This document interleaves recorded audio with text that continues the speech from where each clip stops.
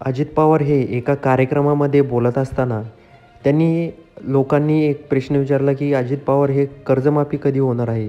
त्यावर अजित पवार यांनी म्हटलं आहे, "माझ्या कुठल्याही भाषणामध्ये मी कधी बोललो का कर्जमाफी करेल किंवा पीक कर्जमाफीबद्दल मी कुठेही काही बोललो का? तुम्ही ऐकलं का?" असं देखील प्रत्युत्तर अजित पवार यांनी दिलं आहे.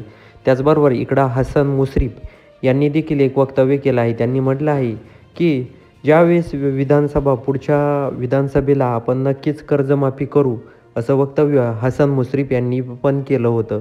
त्यावर हसन मुश्रीफ यांनी सावरासावर करण्याचा प्रयत्न केला. त्यांनी म्हटलं आहे, की जेव्हा सरकारकडे जास्तीचा पैसा येईल, तेव्हा नक्कीच शेतकऱ्यांसाठी शेतकऱ्यांचा विचार सरकार करेल, असं देखील हसन मुश्रीफ यांनी म्हटलं आहे.